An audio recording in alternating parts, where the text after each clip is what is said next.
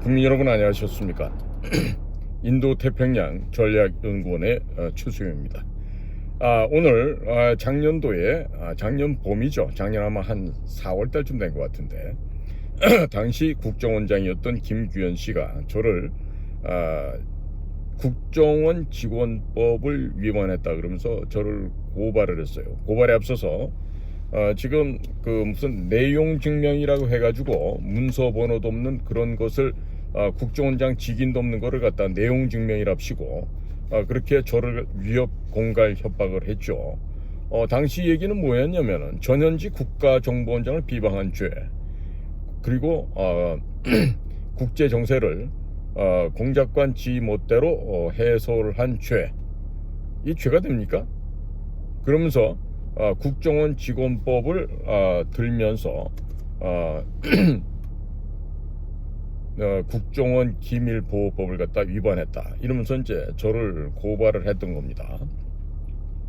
자, 그래서 오늘 이 국정원 쪽에서 저를 고발했는데 직접 문서를 작성했다고 하는 자가 증인으로 나왔어요.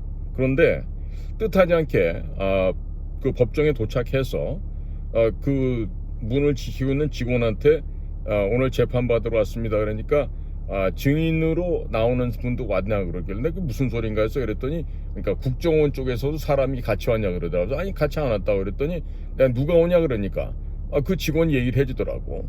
성은 뭐고 이름은 뭐라고. 그래서 제가 이름을 알게 됐어요. 근데 이제 재판이 속개되면서 시작이 되어서 제가 이런 사람이 왔다는 거가 맞습니까? 그 사람이 국정원 직원인 걸 갖다가 확인해 달라고 재판장에게 얘기를 했더니 그 오늘 왔던 저보다 이제 한참 어린 그 후배가 왔는데 아마 저보다 한 20년 정도는 나이가 더 젊을 것 같아. 그러니까 아주 어린 애가 왔는데 얼마나 불쌍해요. 자, 지금 간부라는 놈들은 다 잘리고 없어. 김규현이가 국정원장을 하고 있을 때 그 옆에 간신짓 했던 권춘택 차장, 그 밑에 남기지 국장, 그 다음에 김승현 특보, 홍장원 특보, 얘네들 전부 다 지금 범죄 혐의에 휩싸여갖고 지금 곧 구속될 놈들이야. 그러니까 김규현 씨가 자기 이름으로 고발을 해놓고도 당당하게 지금 재판장에 못 나서고 그 하급 직원 한 명을 내보내서 얘기를 하는데, 자, 다 거두절미하고 오늘 우리 변호인이 질문하니까요. 뭐라 하는지 아세요? 허가받지 않은 사안에 대해서는 답을 할 수가 없대.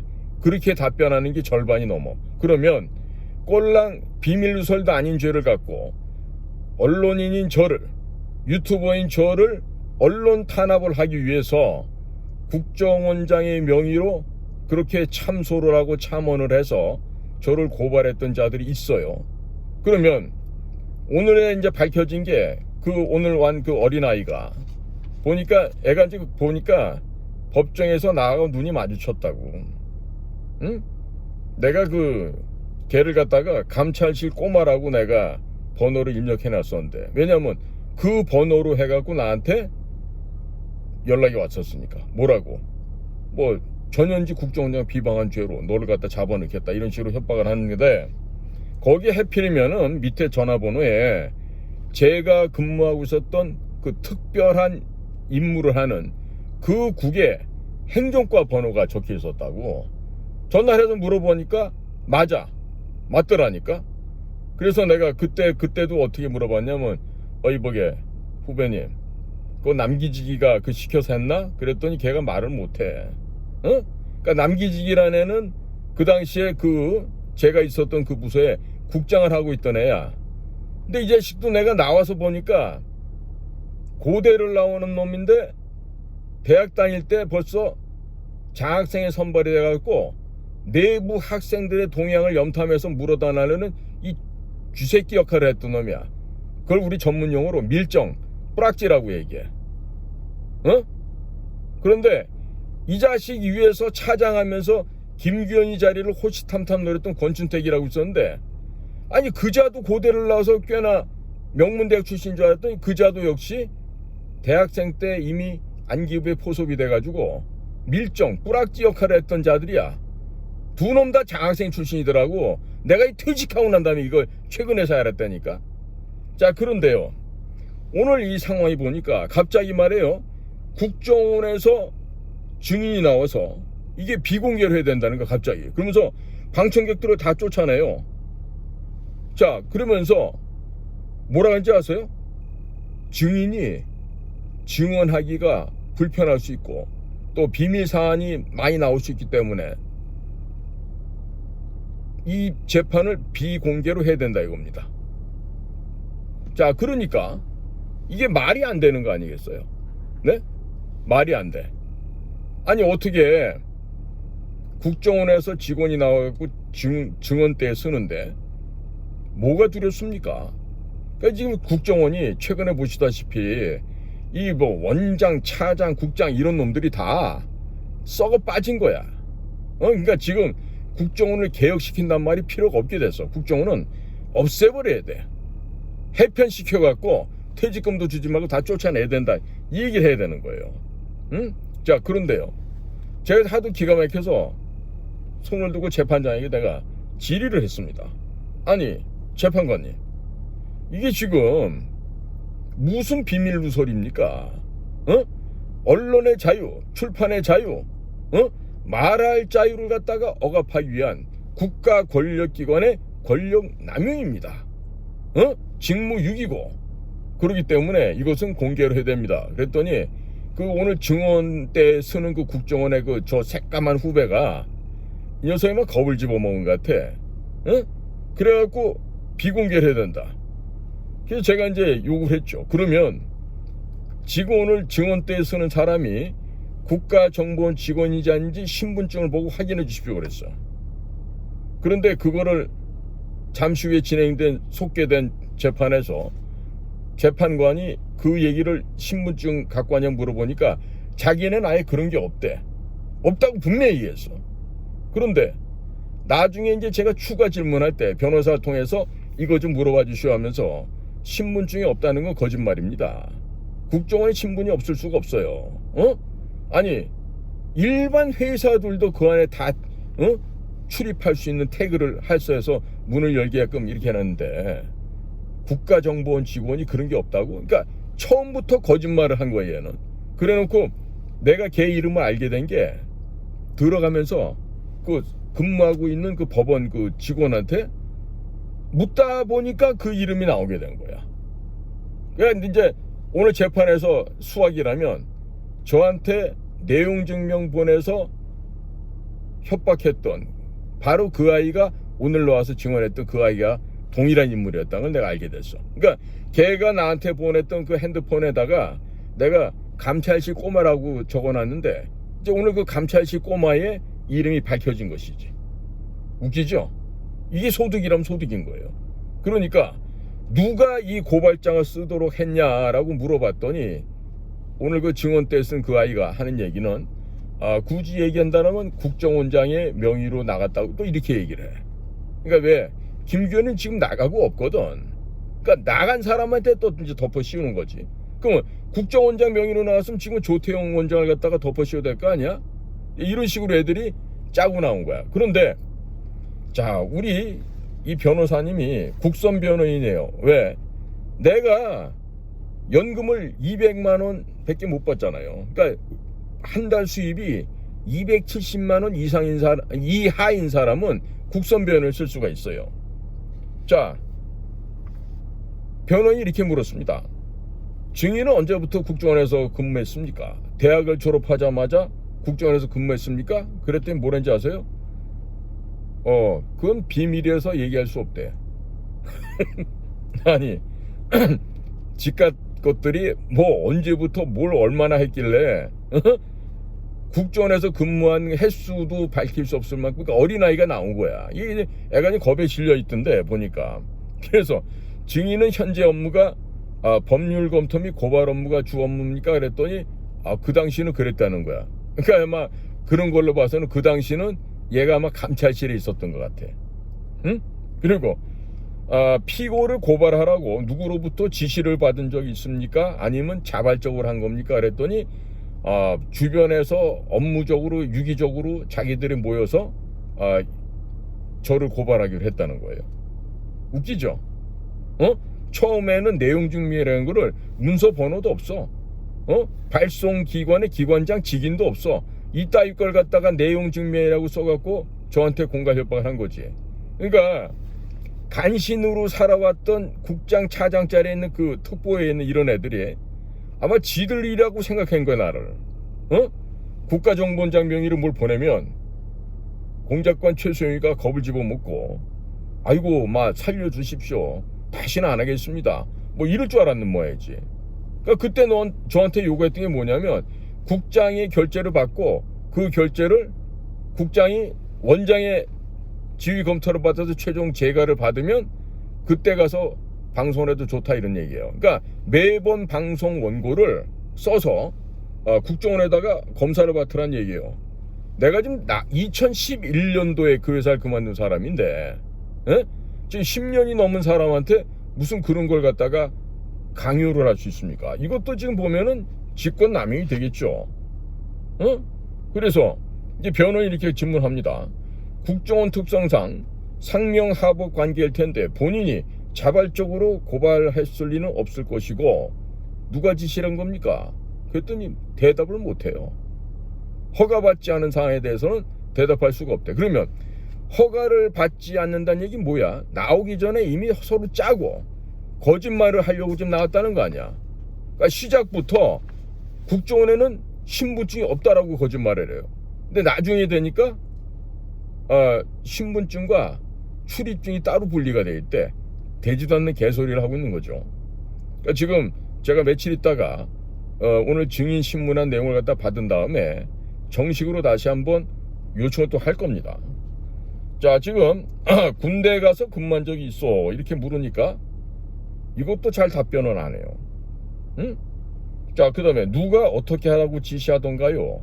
고발 내용도 누가 적어준 건가요? 이랬더니 본인이 적은 건가요? 했더니 거기에 대해서도 답변할 수 없다고 나와요. 자, 그런데 골 때리는 게 군대를 갔다 온 사람, 병장제대, 일병제대, 이등병 제대한 애들도 사전정찰이라 그러면 무슨 말인지 다 알아. 정찰이란 말, 정찰을 미리 하는 게 사전정찰 아니요.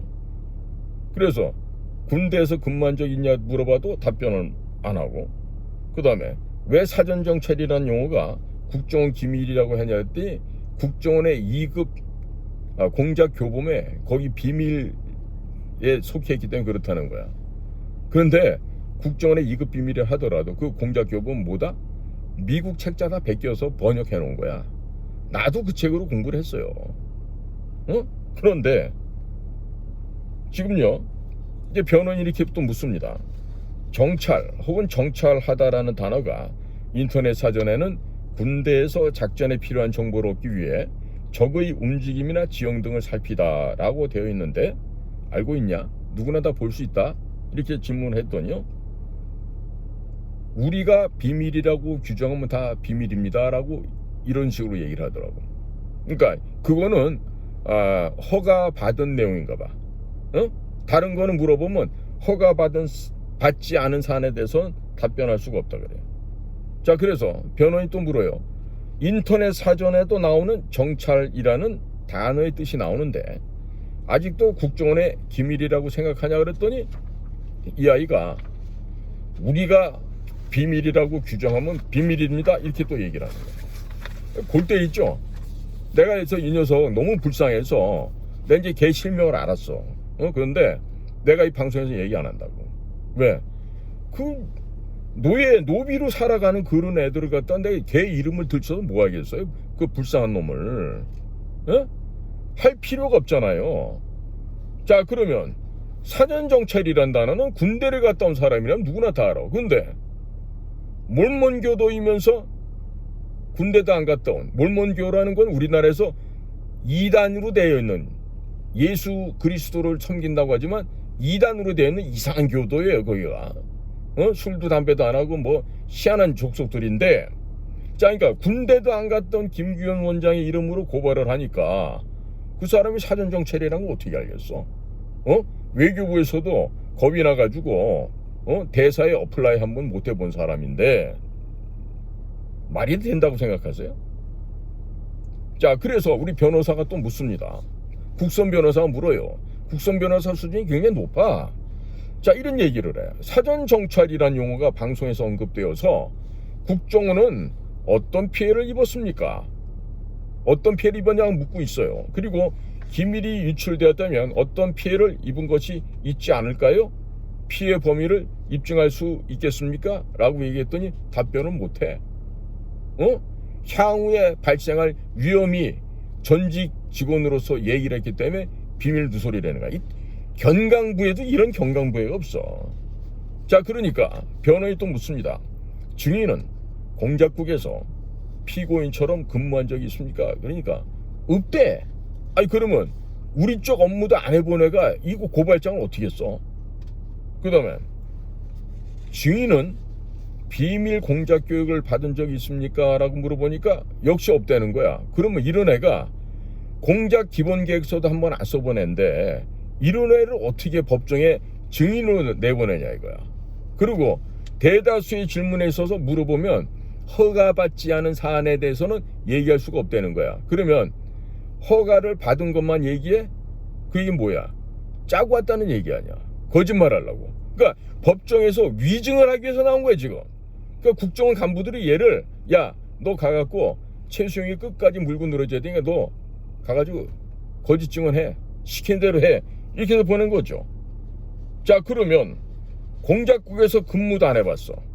비밀 공작 교육도 받은 적이 없어. 그런데 제가 말한 공작의 5단계는 제가 민간 기업에서 활동을 할 때 점차적으로 조직이 커지면서 예산이 커지는 거를 이렇게 비유적으로 얘기한 거예요. 그런데 실질적으로 공작국에서 쓰는 돈 규모를 얘기를 못하지. 내가 일부러 과대해서 확장해서 얘기를 했다니까. 왜? 실질적으로 돈이 나오면 얼마나 비웃겠어요. 얼마나 비웃겠어요. 그렇기 때문에 그래도 내 고향집이라서 창피할까봐 나 자신도 창피할 수 있고 그래서 실제보다 부풀려서 얘기를 했다고. 그것도. 그런데 얘가 지금 뭐라고 답변하는지 아세요? 그런 게 적에게 노출돼서 향후 국가 안보에 위험을 가할 수가 있대. 참나. 아니 요즘같이 제가 오늘도 제가 아시아투데이 가서 내가 방송하고 대한연대 가서 북쪽 관련된 얘기하고 있지만 정확한 북한 내부 사정을 내가 지금 국정원 애들 몇천 명이 달려들어도 못하는 거를 나 혼자 하고 있잖아요. 그러면 그 회사 차장이나 원장쯤 되면 나 같은 사람 불러서 정말 공작관이 고마운데 이거 우리한테도 좀 같이 공유해 달라고 그러고 한다든가 말이야. 뭐 이래도 정상 아니야. 공작 한번 안 해보고 적진에 들어가 본 적도 없는 새끼들이 거기서 뭐 국장 함내 차장 함내 이러고 앉아갖고 있으면 그 일이 되겠냐고. 응? 그러니까 지금 공작 순환이라는 게 있어요. 공작이라는 비밀 공작 사업을 할 때 순환이라는 건 뭐냐, 명령이 떨어지잖아요. 그 명령에 따라서 차츰차츰 각 단계별로 해 나가는 게 있어요.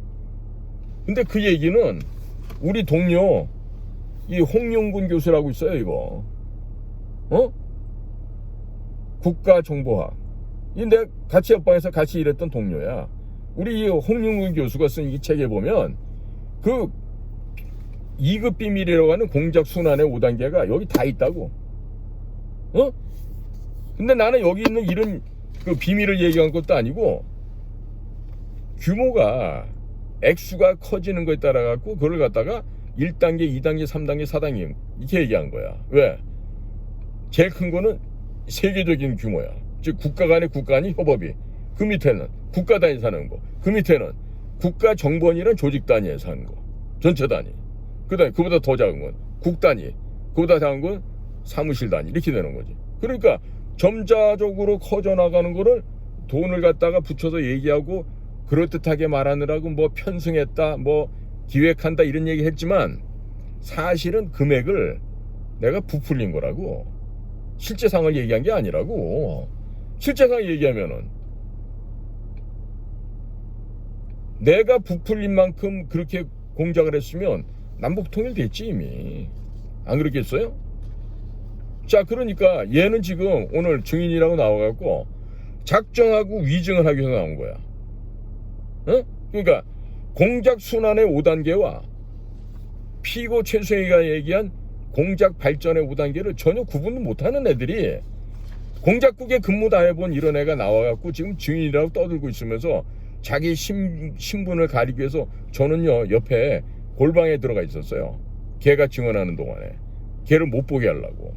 그런데 내가 봤다니까. 어떻게 봤는지 아세요? 자, 미리 들어갔는데 앞전에 있는 그 재판이 끝나질 않는 거야. 한 40-50분을 더 했어. 예정된 시간보다. 그래서 내가 나한테 그 내용 증명 보냈다는 그 감찰실 꼬마의 전화번호 내가 아직도 갖고 있잖아요. 그 번호 전화를 해봤어. 그랬더니 뒤에 남자애들이 둘이가 와 있는데 한 놈만 반응을 보이는 거야. 근데 내가 3번 전화를 했어. 그 법정 안에서. 그러니까 3번 다 확인을 하더라고. 이거 오는 걸 보고. 그러니까 보니까 전화기로 이렇게 하는 거야. 전화기로. 찌링찌링 오잖아. 그래서 저놈이 바로 그 놈이구나. 내가 알았지. 그러니까 알았다고 생각하는 순간에 공작관은 어떻게 행동했을까요? 찾아가서 선생님 실례합니다. 이 재판 때문에 오셨습니까?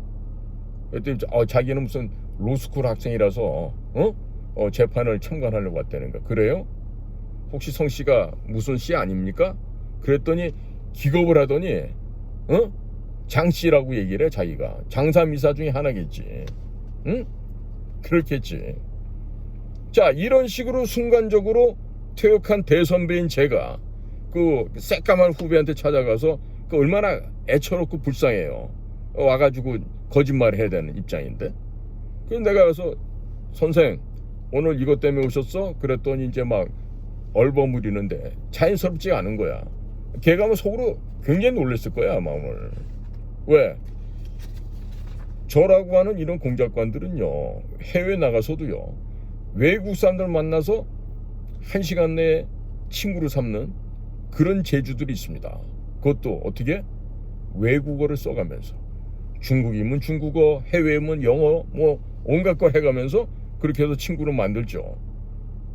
자, 그렇게 훈련을 받고 살아온 제가 그거 보면 모르겠어요. 제가 지금은 재판을 갖다가 비공개를 하겠다 그래서 그랬어요. 재판장님 이게 지금 말도 안 되는 소리를 하지 마시기 바랍니다. 김규현 씨가 등장을 해야 되는데 지금 김규현 씨는 오지도 않고 밑에 쫄다고 어디 노비 같은 놈 하나 보내갖고 이렇게 하는데 이거 안 될 얘기고. 그리고 나는 말이죠. 황장엽 씨도 내가 모시고 왔고 나는 목숨 걸고 유서를 쓰고 공작 사업을 했던 사람이에요. 대한민국의 국간부로 해서 20여 년을 헌신했던 이 퇴역한 공작관한테 이 뭐하는 짓들입니까? 이 말이 된다고 생각합니까? 내가 따져 물었어요. 그랬더니 재판관이요 피고인 때문에 위협을 좀 느낀다는 거야. 아니 정당한 얘기를 하는데 판사가 왜 위협을 느낍니까? 자, 이렇게 해서요 지금 공작 순환의 5단계는 지금 제가 보여드린 대로 우리 동료였던 홍윤근 교수가 쓴 이 국가정보학이라는데 너무나도 상세하게 이런 얘기가 나와요. 그러니까 우리 변호사는 지금 피고가 방송에서 언급한 것하고 이거하고 내용이 너무 다르다 이거야. 자, 그러니까 공작의 5단계 즉 최수용 공작관이 얘기한 얘기는 국정원에서 가르치는 내용이 아닐 것 같다. 자, 그러니까 최수용이 얘기한 게 국정원에서 가르친 비밀이 맞냐 물어봤더니 공작국에서 근무도 안 해보고 훈련도 한번 안 받아본 놈이 자기들이 비밀로 정하면 비밀입니다 또 이러고 얘기를 해. 그러면 아니 개똥이 말똥이네 강아지가 똥을 싸도 그것도 지들이 비밀이라고 하면 그 비밀 되는 거예요? 그러니까 우리 변호인이 또 이렇게 물어요. 공작 5단계가 방송에서 공개되었다고 해서 국정원의 피해가 어떤 것이 있었습니까? 입증할 수 있습니까? 이렇게 물었더니 꼼짝을 못해. 미래의 사고가 발생할 수 있고 허가받지 않는 얘기에 대해서는 얘기할 수가 없대. 도대체 이게 말을 하려고 온 건지 거짓말을 하려고 오는 건지 내가 알 수가 없더라니까요. 자, 그래서 이제 우리 변호인이 워낙에 이제 노련한 변호인이다 보니까 이런 질문 하시더라고. 2017년 서훈 이전 국정원장 했던 자죠. 서훈이 국정원 서버를 비밀 취급 인가도 없는 친북 성향의 민간인들에게 열람한 혐의로 2017년 12월 4일 한반도 인권과 통일을 위한 변호사 모임으로부터 국정원법 위반으로 고발당한 사건이 있는데 알고 있냐 그랬더니 모른대. 아마 이런 거 우리 변호인이 질문할지 몰랐겠지. 모른다고 답변하더라고. 왜? 허가받지 않은 사안이니까 그런 모양이야. 그러니까 이런 애들은 식사하셨어요? 그러면 허가받지 않은 사안이라 아직 모르겠습니다. 이렇게 답변하는 거예요. 자, 그런데 이 변호인이 이렇게 묻더라고요. 현재 지금 서훈에 대한 사건이 7년째 검찰에서 수사를 하지 않고 있다. 그러면 왜 이 서훈에 대해서는 검찰에 국정원 측에서 국정원법 위반으로 고발하지 않았느냐고 지금 물어봐요. 그랬더니 자기는 그 사건 모른대요. 어떻게 모를 수가 있습니까? 그러니까 우리 변호사가 그러더라고. 아니 언론에 보도가 돼서 웬만한 사람은 다 알고 있는데 어떻게 선생은 모를 수가 있냐고 이렇게 물으니까 그래도 지는 모른대. 응? 그러니까 사전 정찰이라는 이런 이야기도 군대 용어고, 또 서점에서 판매되고 있는 우리 동료가 쓴 책자 이 국가정보학, 여기에도 보면은 공작순환 5단계라고 하는 즉 내부에 공작교범 2급 비밀인데요. 거기에 있는 내용들이 여기 다 있어요. 그러면 우리 홍 교수가 이 책 썼는데 이 사람도 그러면 비밀 누설한 죄로 처벌해야 되겠네. 말도 안 되는 얘기지. 이 전부 다 미국에 있는 공작교범 갖다가 베껴서 번역한 건 지나지 않는데. 응? 그러니까 우리 문재인이가 정은이한테 USB 넘겨준 거는 우리 변호사도 부담이 됐는지 이 얘기는 못 물어보더라고. 응? 내가 변호사, 그러니까 나한테 그 말할 기회를 줬다라면 아니 문재인이가 적국의 수괴인 김정은에게 USB 속에다 국가기밀을 잔뜩 넣어서 줬는데 이거 왜 조사 안 하느냐고 이게 난 물어보고 싶었어요. 근데 이게 우리 변호인도 오늘 이 얘기는 못 하더라고. 응? 자, 그 다음에 이제 변호인이 그거 대신에 이걸 묻더라고. 당초 고발장에 전현직 국정원장 등 간부를 비방한다고 고발사를 썼는데 국정원 내부의 각종 부정부패 비리를 방송에서 말하니까 피고의 입을 막기 위해서 고발한 게 아닙니까? 헌법에 명시된 언론 자유를 탄압할 목적으로 고발한 게 아닙니까? 자, 이런 식으로 문의를 하니까 답변이요. 허가받지 않은 사안에 대해서는 답을 할 수가 없대. 그럼 뭐야? 허가받지 않은 사안 답을 할 수 없다. 그러면 내부에서 나오기 전에 이렇게 거짓말하라고 지시를 받고 왔다는 얘기죠. 그러니까 지금 국정원이 이렇게 지금 부패가 돼 있는 거예요. 뭐 얘기할 게 없지. 며칠 전에 그 육군사관학교 대표 화랑인가 했다는 홍장원이 그런 놈이 국정원에 차장을 하고 온갖 횡령을 하고 썩은 짓을 하고 다녔는데도 그런 인간이 어떻게 차장을 합니까? 내가 말해요. 홍장원이가 그런 대통령의 말을 오역해서 없는 말을 지어 만들어서 김병주라든지 뭐 박선원이라든지 이런 간첩 같은 놈들한테 다 가서 알리고 또 한동훈이한테 또 일러 바치고 이 짓 하더니 나중 되니까 홍장원이가 뭐라 그래요? 대통령대로 미친놈이라고까지 얘기하잖아. 그러니까 이 홍장원이 얘가 이 김규현이가 저한테 고발장 쓸 때 그 옆에서 특보했었어. 그러니까 얘네가 특보하면서 안 봐도 비디오지. 아유 그 새끼 아주 골치 아픈 놈이니까 이번 판에 죽여야 된다고 옆에서 참소를 하면서 박수를 쳤겠지. 그러니까 지금 제가 국제 정세를요 지 마음대로 해석을 한다. 이것도 지금 범죄 혐의에 속해 있었어요. 웃기죠 진짜로. 자, 그리고 국정원 내부에서 법률팀 검토를 사전에 받고 그 타당성을 갖다가 다 검사하고 했냐 했더니 그렇게 했대. 그렇게 했어? 그런데 10가지 중에서 8가지가 전부 다 무혐의로 끝나요. 말 되는 얘기를 해야 될 거 아니야. 말 되는 얘기를. 응? 자, 그러니까 지금 명백하게 국정원이 권력기관으로 언론의 자유를 막기 위해서 지금 권력을 남용한 거야. 권한을 남용을 한 거란 말이에요. 이것도 보통 법률적으로는 뭐라 그래?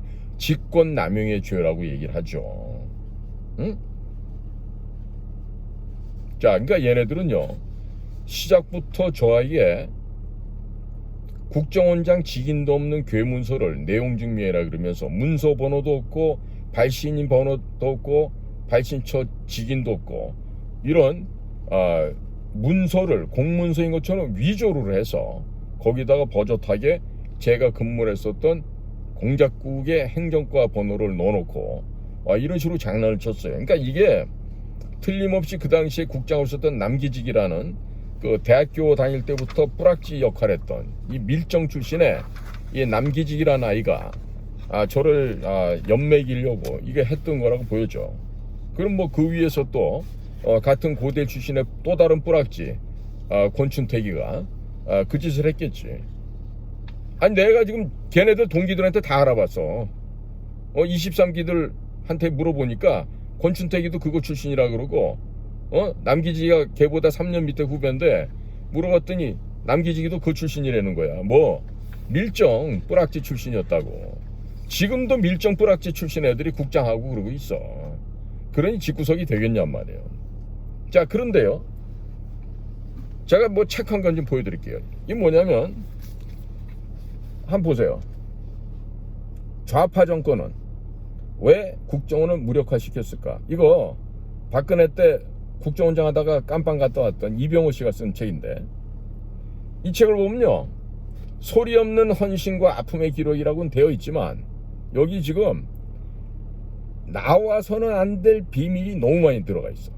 자, 그러면 이병호 씨는 국정원장 출신이니까 이 내부의 비밀을 막 이렇게 책으로 써가지고 누설해도 상관없고, 전선에서 목숨 걸고 다녔던 이 공작관은 일 잘하라고 얘기하면은 그게 고발이 될 수 있는 이런 세상이 되고 말았어요. 이게 지금 될 얘기입니까? 이 될 얘기라고 생각하세요, 국민 여러분?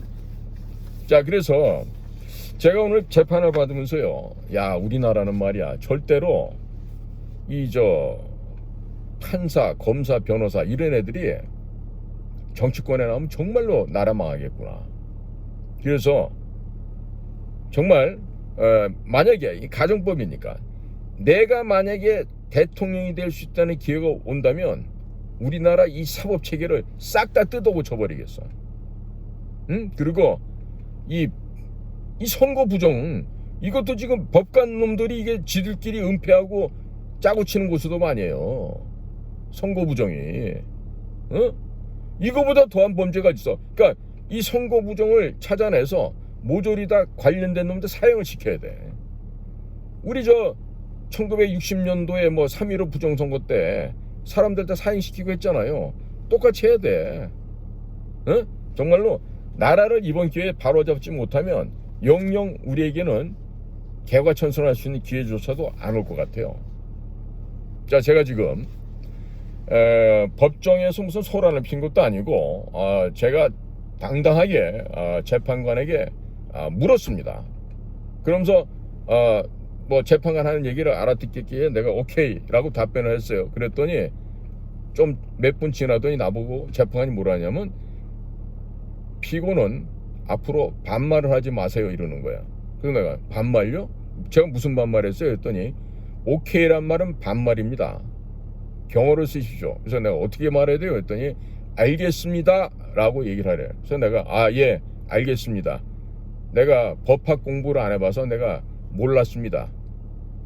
그렇게 내가 답변을 했어요. 그러니까 오케이 하는 것도 재판관을 갖다가 무시하는 말이래.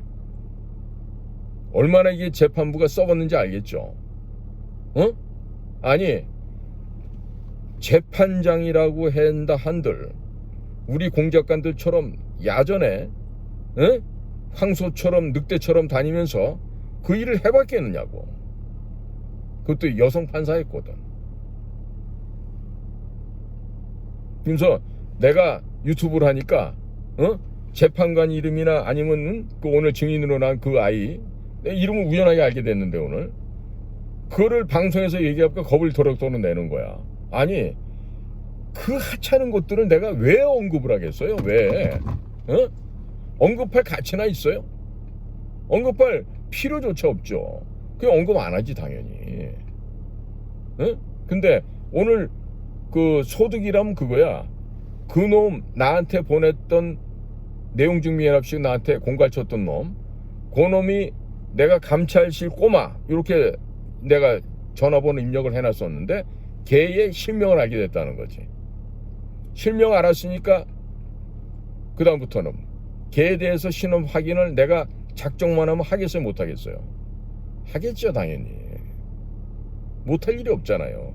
안 되면 되게 하는 게 우리 공작관들인데 그까짓 거 걔 이름 석자 딱 알았으면 그 다음에 걔가 나이가 몇 살이고 어디 출신이고 학교 어디 나왔고 딱 조사해갖고 나중에 딱 길목에서 지키고 있다가 한 방에 끝내버릴 수 있지. 근데 그 불쌍한 놈을 내가 없애서 뭐 할 거야? 무슨 가치가 있어 그게?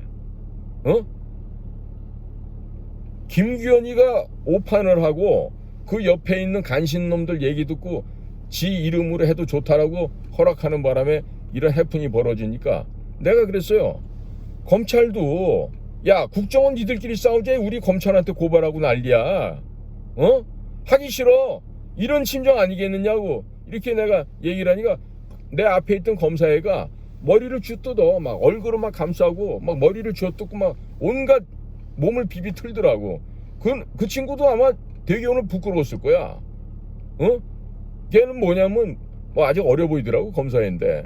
그러니까 여기 지금 재판장이 출석해갖고 검찰 측 대리인으로 나와서 이제 그 뭐야 뭐 출석 검사 역할이라 그래야 되나? 그러니까 형식을 맞추기 위해서. 그러니까 쥐뿔도 모르는 어린 녀석이 나와서 뭐 있으니 뭐 걔가 뭐 들어본데 뭘 알겠습니까? 뭐를? 자, 제가 오늘 이 재판을 받고 나와서 하는 얘기가 지금 내년도 3월 달로 또 이제 재판이 미뤄지고 재판 판사도 바뀌고 국선 변호인도 아마 바뀐다 그래요. 그래서 오늘 저보고 이종찬이가 저한테 300만 원 그 저기 뭡니까 그 벌금형 약식 기소돼 있는 게 있거든요. 그래서 제가 나 그거 못 받겠다. 이러이러해서 재판을 받겠다 했더니 이거를 합병하기를 원하느냐 해달라 그랬어. 왜? 이종찬과 김규현이는 공통점이 있어. 뭐냐? 그 대한민국에서 제일 먹 같은 학교 경기고등학교 출신이야. 그리고 둘 다 국정원장을 했던 사람이야. 그러니까 두 재판을 다 병합을 해서 앞으로 이종찬이도 불러내고 김규현이도 불러내서 언제까지 하든지 길게 끌면 끌어도 이거 이제 결판을 내야 되겠죠. 그래서 이 국정원이라고 해서 저같이 바르게 정직하게 목숨 걸고 살아왔던 이 공작관에 대해서 이런 식으로 탄압을 하고 입을 틀어먹으려고 언론의 자유를 갖다 탄압하는 이런 직권 남용을 갖다 서슴없이 저지르고 있는 이 국정원을 이번에 혼찌검을 내야지. 거기다가 보셨잖아 국민 여러분들이 얼마나 국정원 간부애들 이번에 홍장훈의 케이스를 봐요. 홍장훈이 걔가 아마 윤통한테 직접 전화를 받았다는 거 어떤 의미가 있는지 아세요? 평상시에 안보실의 집 마포고등학교 후배 김태호하고 술시중을 그렇게 들었다는 거야. 술시중을. 그러니까 술 먹고 시중 들 때야 옆에서 딸랑딸랑 했겠지. 카카 카카 맞으십니다. 잘하셨습니다. 뭐 이래가면서 비싼 술 갖고 가가지고 그랬다가 지가 조금 입장이 어떨 것 같으니까 미리 짜놨던 민주당 애들한테 가서 알려주고 한동훈이한테도 알려주고 이 홍장훈이 이 자식이 말이야 지마누라하고 김건희 여사하고 친하다고 떠들고 다녔어. 거기다가 한동훈이 마누라 김태효 마누라 뭐 행안부장관 이상민이 마누라 이렇게 5명이 아주 단짝으로 다닌다고 말이야. 이러면서 다음번에 지가 국정원장 한다고. 조태용이는 국무총리 가시고 그러니까 이러고 지금 지가 자가 발전하면서 이러고 다녔던 애들이야. 그러니까 내가 존경하는 선배님 중에서 육사생들이 많아요. 지금 돌아가신 선배도 있고 목숨 걸고 지금 이 아스팔트에서 뛰어다니는 또 우리 전라도 출신의 형님이 한 분 계시고, 그런데 홍장훈이나 기존에 이 국정원장을 거쳐갔던 이 육사 출신들 보면 하나같이 비겁한 자들이거든. 하나같이 기회주의자거든. 거짓말자이고.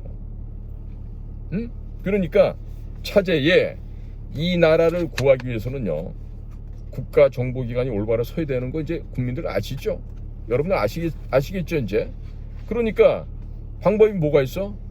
현재 있는 국가정보원은 김대중이 때 이미 썩어버렸어. 특정 지역으로 건 90% 정도 글로 다 채워버렸다고. 왜? 씨앗 종자론에 입각해서 우리 쪽 애들을 심어놓으면 영원히 영구불변 우리 쪽으로 진행될 수 있다라고 하는 아주 그 간특하고 사악한 생각으로 그렇게 신규 직원들을 모집을 했어요. 자, 김대중이 때 뽑았던 애들 지금 다 중견 간부가 되어 있습니다. 그러니까 국정원은 개혁할 필요가 없어. 없애버리면 돼. 없애서 새롭게 만들면 된다고. 응? 퇴직금 줄 필요 없죠. 조직이 없어졌는데 퇴직금이 왜 필요해 그게. 그 기관이 없어졌는데. 퇴직금 없애버리고 그중에 정말 쓸만한 애들 한 10여 명만 뽑아놓으면 돼요. 응? 아시겠어요? 그러니까 뭐 윤석열 대통령이 계속 대통령 할지 말지 모르겠지만 만약에 내년도 가갖고 진짜로 대통령 선거가 벌어지고 새로운 인물이 대통령이 된다고 할 경우에는 똑바로 일을 하면 되지. 안 될 게 없어요. 없어요. 없애버리고 애국심에 똘똘 뭉쳐있는 그런 자들만 선별을 하면 되죠. 응? 지금처럼 국정원 출신의 뭐 국회의원 나가고 뭐 이런 놈들 있잖아요. 역대 부장들이 그 짓을 하려고 해서 부장하고 나면 국회의원 가려고. 대표님이 누구야? 김만보. 또 권영애. 이런 사람들. 또 누구? 대통령 하려는 사람도 있었어. 국정원장 했기 때문에. 누구? 이종찬. 이런 사람들은 헛꿈을 꾸는 아주 사악하고 기회주의적인 사람들이에요. 그러니까 나라 꼬라지가 이거밖에 안 되는 거야. 응? 자, 국민 여러분, 제가 지금 오늘 이렇게 방송을 특별히 찍는 건요, 제가 지금 집으로 이제 들어오는 길에 이 얘기는 지금 내가 감이 흐려지기 전에 좀 제대로 찍어야 되겠다. 응?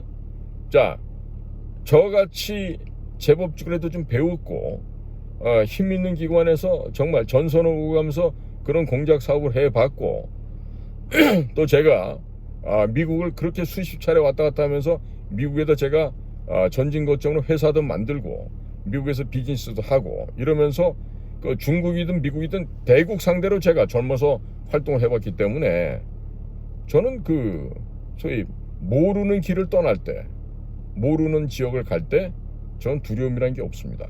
왜? 이미 그런 두려움을 수없이 겪어봤기 때문에 어렵다, 힘들다 그러면 가능하게끔 해라, 되게끔 하여라. 그게 바로 저의 모토예요. 이게 바로 이제 우리 특전사가 얘기하는 안 되면 되게 하라는 그런 정신이고, 아니면 해군 특수전 여단처럼 우리에게 불가능 없다라고 얘기하는 거죠. 자, 지금 나라는 지금 갈수록 엉망이 되어가고 있고 트럼프 신임 행정부와는 연락이 안 되고 있는 이런 상황에서 나라의 운명은 급속한 속도로 지금 추락해버리고 있어요. 제가 벌써 여러 차례 얘기를 했습니다. 이 나라가 살아가기 위해서는 국제관계를 제대로 해야 되겠고 120년 전에 러일 전쟁이 일어날 때 과거를 되풀이해서는 안 된다. 국가의 지도자들은 앞을 내다보고 군사적으로, 지정학적으로, 종합적으로 판단해서 국가와 국민이 가야 될 길을 정확하게 파악해서 올바른 길로 인도에 가야 된다라는 이런 얘기를 얼마나 제가 많이 했습니까? 대한민국을 강하고 부강하게 만들기 위해서 이러이러한 일을 해야 된다. 불침 항공만 만들고 방위산업 어떻게 발전시키고 농업도 나같이 전투적으로 식량작물 증산을 위해서 이런 그 액체 비료를 만든 이런 기술들을 통해서 미국의 땅을 사고 미국에서 일을 해야 되는데, 자, 이번에 보니까 RFK 주니어가 GMO 작물, 즉 유전자 변형 작물, GMO라 그러죠. 뭐냐면 genetically, 유전적으로 modified, 변형되어 있는 organism, 그런 조직 기관이라는 뜻이죠. 그게 앞으로 이 GMO를 갖다 못 심게 한다는 거 아니야. 그럼 어떻게 해? 넌 GMO만 심어야 된다는 얘기죠. 그러면 GMO를 할 때 이점이 뭐다? 다수확이 되고 병충해에 강하다는 얘기예요. 그런데 제가 개발한 이 액체 비료를 쓰면은 어떻게 될까요? 넌 GMO라 하더라도 수확량이 대폭 증가될 수 있죠. 그리고 병충해 예방도 가능해지죠. 그러니까 이렇게 무에서 유를 창조하고 미래를 내다보고 미리 대비하고 이래야 되는데, 우리 국민은, 우리 정부는 그런 게 없어. 남이 땅을 사면 배가 아프니까 저놈을 갖다 끌어내려야 돼. 저놈은 나보다 잘났으니까 끌어내려야 돼. 그런 심산으로 이 세상을 사는 자들이 이렇게 많은 데가 대한민국이다 보니 뭐가 되겠어, 뭐가. 자, 국민 여러분, 제가 오늘 다소 길 수도 있지만은요, 오늘 이와 같이 그 재판받은 이 광경을 제가 이렇게 상세하게 설명하는 거는요, 김규현 선배도 그렇지. 내가 그 사람 경기 70회야. 우리 저 대학 학번에 따면 74학번들이라고. 내가 70회 선배들을 많이 알아. 그 형들한테 물어봐도 아무도 김규현 전화번호 안 가르쳐줬어. 그런데 내 김규현 번호를 알아. 아까 대한연대들하고 찍은 그 재판 후기도 김규현 원장한테 이미 보내드렸어요. 나와서 그렇게 병약하게 얘기하는 후배들을 보니까 내가 가슴이 아프다고 내가 한 줄 소감을 보내드렸어. 그러면 본인이 국정원장도 해봤고 이런 사람이라면 지금 뭐 일각에서는 작년에 그 저 부정선거를 조사하고도 뭐 그거를 보고하려다 뭐 윤석열이한테 되치기 당해갖고 뭐 잘렸다는데, 천만의 말씀. 목숨 걸고 일했으면은 잘리긴 왜 잘리나? 잘릴 수가 없죠. 칭찬받고 훈장받고 상 받았겠지. 비겁하게 뒤로 물러서니까 그런 일이 당하고, 그 밑에 있는 놈들이, 차장 자리에 있는 놈들, 특보의 자리에 있는 놈들이 빨리 김규현이 몰아내고 지들이 안기부장, 국정원장 하려고 그랬던 거 아니에요. 그러니까 윤 대통령이 지금도 그걸 모르고 있다라 그러면 진짜 심각한 거야. 국가 조직을 장악하고 국가의 신경 조직을 장악을 해서 통치권을 확보를 해야 되는데 이걸 못하고 있으니까 뭘 어디 가서 무슨 하소연을 할 수 있겠어요. 난 지금 제일 걱정되는 게 미국하고 관계가 아무것도 개선된 게 없어. 지금 어디서 지금 저 국뽕들 나와갖고 뭐 트럼프 대통령하고 뭐 사실은 긴밀한 협조를 한다느니 이런 저 말도 안 되는 소리 하는데, 제발 좀 그런 소리도 하지 말기 바래요. 자, 국민 여러분, 저는요 두려울 게 없는 사람이에요. 이미 죽음의 고비를 넘어섰고 코로나 때문에 2달간 빈사 상태, 코마, 즉 혼수 상태에 빠져서 사경을 헤매다가 내가 입원했던 그 병원에서 유일하게 그 음압병실, 중환자실에서 살아남은 자가 바로 저래요. 그러니까 목숨이 멎은 놈이죠. 왜? 아직까지 세상에서 해야 될 저의 책임이 남아있기 때문에 그렇다고 옆에서 다들 얘기를 합니다. 그런 한편으로는 저를 이렇게 튼튼하게 낳아주신 아버지 어머니께도 제가 감사를 드릴 수밖에 없죠. 6.25 전쟁 때 학병으로 전쟁에 참전하셨다가 그 학생이 간부 후보생이 되어서 장교의 길을 걸으면서 대한민국의 근대사를 보셨겠죠. 제가 육군사관학교 가겠다고 했을 때 저에게 어금니를 깨물어 그러면서 저의 아구통을 때려가면서 육사를 못 가게 막으셨어요. 누가? 제 아버님이 그러셨습니다. 대신에 병역은 반드시 해야 된다는 말씀은 잊지 않으시고 말이죠. 제가 그런 아버지 밑에서 컸기 때문에 이 불의와 거짓 세력들에 대해서는요, 절대로 저는 용서를 못합니다. 할 수가 없어요. 응? 자, 그러니까 오늘 제가 재판을 받고 나서 드는 소감은, 이제 판사도 국선 변호인도 빨리 저와 같은 사람으로부터는 벗어나고 싶은 거야. 국선 변호인도 3월 달로 되셨으니까 저는 2월 말까지만 국선 변호인하고 마칩니다. 다른 분은 임기될 겁니다. 뭐 이렇게 하면서 알턴이 빼는 듯한 그런 속 시원함을 느끼시는 것 같아. 재판관도 마찬가지죠. 그 주무 담당 판사가 바뀔 거라고 얘기를 하더군요. 자, 그러면 저처럼 이 죽는 게 겁이 안 나는 사람들은요, 이렇게 법원에 가서도 당당히 하지만, 이게 뭐 좀 병이 약하거나 많이 못 배웠거나 이런 사람들은 이런 사안이 걸리면, 뭐 저처럼 이렇게 뭐 국정원장한테 고발당할 일도 없겠지만은, 어떤 뭐 송사가 걸리면 얼마나 힘들까, 내가 그 생각을 하게 되더라고. 그러나 저는 맹세를 합니다. 하나님 앞에 맹세하겠습니다. 그리고 제 고향의 조상들, 우리 경주 최씨 가문의, 우리 역대의 이 세상을 살아갔던 우리 최씨 가문의 명예를 걸고 얘기하겠습니다. 경주 가시면 경주 최부잣집 아시죠? 그거 다 우리 경주 최씨들이에요.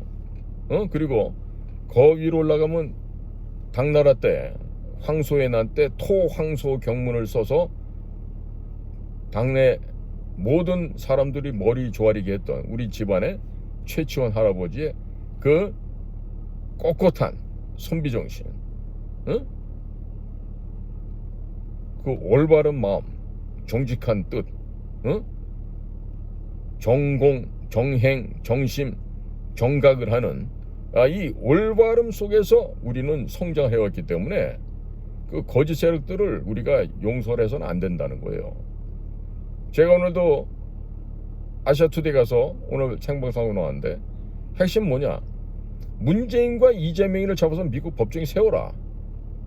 그리고 북한으로 하여금 너 이 자식아, 남한에 나와 있는 너네랑 연결된 간첩 명단 안 까면 너네 다 그냥 박살내서 가루 만들어 버렸다. 이렇게 미국이 협박을 해서 정은이가 모든 걸 다 토해내도록 만들어야죠. 그렇게 하면 수월하게 이 나라의 반미 반일 친중 친북 세력들을 속간해서 다 제거할 수가 있죠. 제가 지금 미쳐갖고 내가 이런 얘기를 하고 이런 일을 한다고 생각하세요? 최소한도 대한민국 국민으로 태어나서 이 나라를 지켜야 되겠고, 중요한 가치와 자산은 우리가 길이길이 빛내야 되지 않겠습니까? 이걸 저 빨갱이들한테 넘겨줄 수는 없잖아요. 자, 그러니까 우리 앞으로 말입니다. 저희 방송을 경청하시는 분들은 뭐 구독, 좋아요, 알림 뭐 이것보다도요, 뭐 그런 거 또 눌렀는데 다시 누르면 또 해제되니까 뭐 알아서들 하시고, 이와 같은 방송을 널리 좀 알려주세요. 지금 유튜브가 하도 저희 방송을 탄압을 해서요, 광고가 1원 한 장 안 붙습니다. 지금 구글 코리아가 이런 만행을 벌리고 있어요.